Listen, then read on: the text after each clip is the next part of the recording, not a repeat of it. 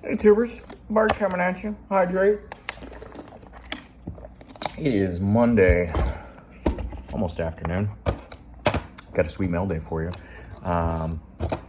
Two football big boys in this pile. Well, let's start off with some singles. In another life, I would be a Barry Bonds super collector, no question about it. But the size of the Jerry Rice PC says, don't do that with another player. But I still like to collect some cards from time to time. So there is a Bonds Museum collection from Pinnacle 97. Not quite Dufexy, but pretty close. That one came with like a bunch of extra randoms. They were mostly junk, but I thought this one was cool. So they threw in a Mattingly to go with it. Swingman from 95 Pinnacle.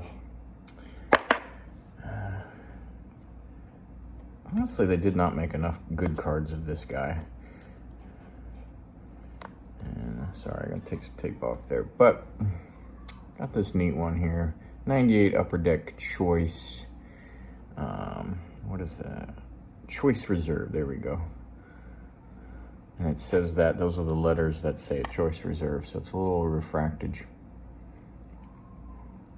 Pretty neat card. I thought it was just a good pose of T.O. A lot of his cards, I really hate the poses for some reason too, so that one was nice. I got this artist proof. I honestly didn't even know it existed. This is 96 Pinnacle, 95 Pinnacle, and it looks like a trophy collection, but it's stamped artist proof down here in the corner.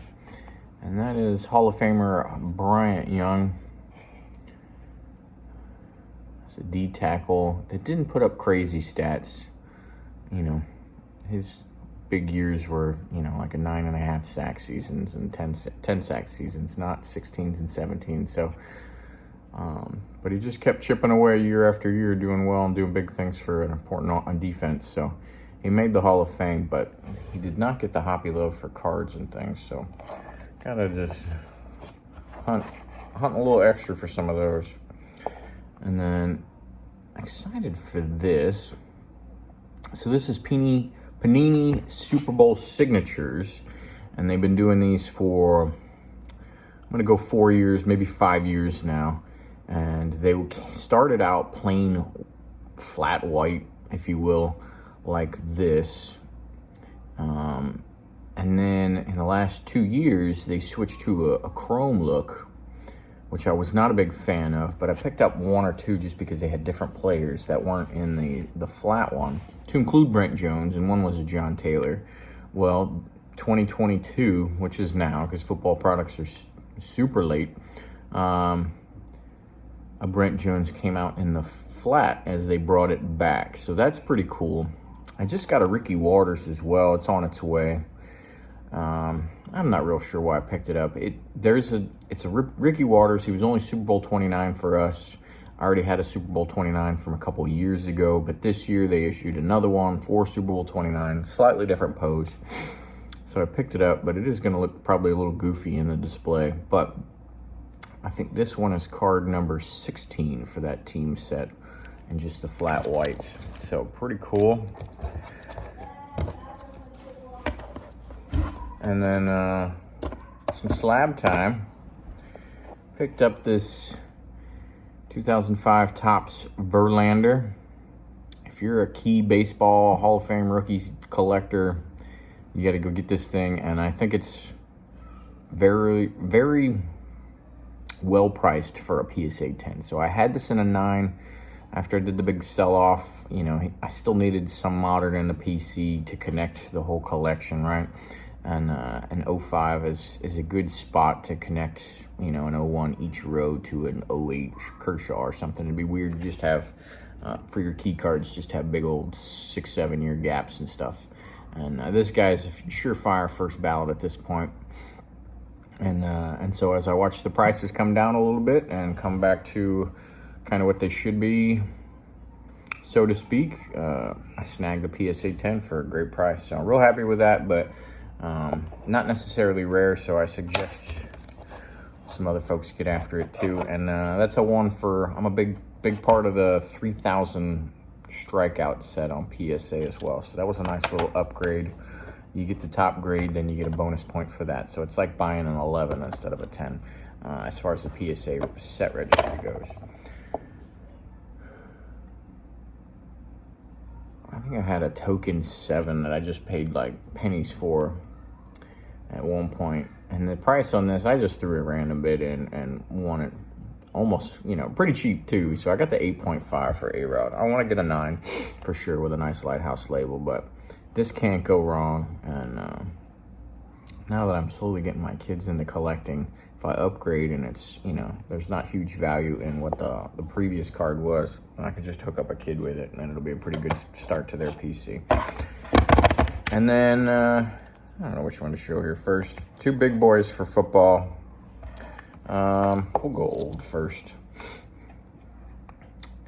35 National Chickle Clark Hinkle. A viciously nice 1.5 popped up not that long ago. And I tried to like get the guy to come down, but I really also didn't want a 0.5. The registry does matter to me. And then it was such a nice looking 1.5, it was suspect. Like, is the scan misleading me? Is it just woefully undergraded? It's the new grades, you know, they are being harsher sometimes on these vintage, or at least certain graders are, and some of them don't make sense compared to previous grades that they've handed out for sure. I mean, the borders were white and everything. It just looked crazy good. But it was suspect, and it was still not cheap for a 1.5. And so as I, you know, took the 10 minutes to send that guy an email or a message or whatever through eBay, that card was already gone. Because it wasn't terribly priced, but it was more than I wanted to pay for a 1.5. Because I'm not getting the points, you know what I mean? So then I might as well get a deal. And it disappeared fast, and so kind of just had to wait it out. And then boom, a Clark Hinkle popped up. And it was a 3, which is right in the wavelength of where I was looking for. And so I didn't let it get by. So this is my 6th 35 National Chickle. 6 out of 6 for Hall of Fame rookies in the National Chickle set. Pretty excited about that. And a good looking card. So very similar to what you would see as 33 Goudeys and stuff like that. Pretty similar set. And then this popped up for, yeah, that's how it works, right? You know, it's just like when you were young and one girl was interested out of nowhere, like you didn't have any interest, and all of a sudden you get a couple girls interested. It's the same with cards. You got one that pops up that you were looking for, and now you get multiples, and you're like, I can't pass this one up. So I can't pass these good ones up that I've been looking for if they come up in auction, because I know I'm just going to get a much better deal than the buy it now prices. So the first man to ever run for 1,000 yards in a season, Steve Big Boy Van Buren from 48 Leaf in a PSA 6. Great grade. It does have a gunched corner, which other than that, the card is in really good shape. The surface is good and everything's like that. I'm a little surprised it's a 6 with that corner, but everything else checks out for sure, and it's good color. There are some color variations. This is green jersey, green sock. There's some yellow ones and some blue and stuff in there too. A couple of different, there's probably like 4 or 5 different variations of this one, but pops are very, very different, and only a couple of them have collector popularity as far as like, oh, that's a chase variant or something like that. We don't really get after it in the same way, you know, folks do. I mean, baseball guys do with T206s, greenbacks, redbacks, portraits, action shots, etc. It doesn't really work that way for 48 Leaf, but really happy with that. And now that I'm complete with my 35 Chickles, that's all the pre-war football there is, because there's only 233 Sport King Goudeys and 6 of those Chickles. And so now we're chipping away at the 48s. Again, I collect it all. I'm just hunting for the deals, but if a vintage one that I need pops up, it gets priority, and I'm kind of prioritizing the older stuff moving forward. A couple of 48s left, 2 48 Bowmans, and I think 2 or 3 48 Leafs, and then we'll get into 50, because there's a lot of 48 Leafs because we missed so many years of football. But that's what I got for you. Oh, I did get a sweet care package from a buddy, fellow 49ers collector, Jason. have to sub a couple of these. He bought a big collection, big old stack. He sent me a picture of. Got it for like $300, and made his money back with the quickness because there were a couple Brady's in there. You know, a good fair amount of junk, but some really neat just 90s inserts and things like that. So he sent me a good volume of Barclays and other things. Some Great Barry Bonds is in there as well. A little gold medallion action. Just some big time nostalgia for the one. So my man Jason, we talk almost every day. Thank you, good sir, and appreciate it. And then I took the kids to Target yesterday. 2 out of 3 got cards, so we're winning there. One picked out Pokemon and one really wanted football, so I got him some contenders or whatever. And the other one picked out some Legos to build. Can't get mad at that at all either, right? But I picked up, I don't know what you would call it, but one of them $49 boxes of Heritage. Got some neat trophy cards. Those ones are grade worthy. Got a couple that were not, but still cool. Really excited to have a Nationals All-Star Cup to get after. What does kind of suck is this year, since it's we modeled after 73 now, or 74, excuse me. It's All-Star Cups instead of All-Star Trophies, and so now Topps and Heritage have All-Star Cups, where in previous years it was pretty cool because you get an All-Star Cup in one, and Heritage would have the All-Star Trophy. But still nice. Still got some other neat cards that I just put in top loaders. Thought maybe this was a variant, but knew my luck wasn't going to be that good anyway. But for whatever reason, the Ohtanis, they just don't say Los Angeles across the top there for some reason. And that's the normal card. And then I got a Nat Turkey in there as well. So, and then I got a stack of rookies out of it as well. Nothing special. Nothing numbered out of a $49 box, which that's kind of disappointing. I got like 2 or 3 of those red ones, but they're unnumbered.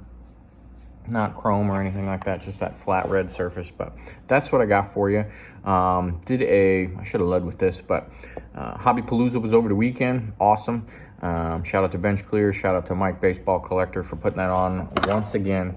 I just think it's an awesome thing to get after, and it always brings us, at a minimum, it always brings me together with a couple other hobbyists to be on for an hour or something like that, and I always enjoy that.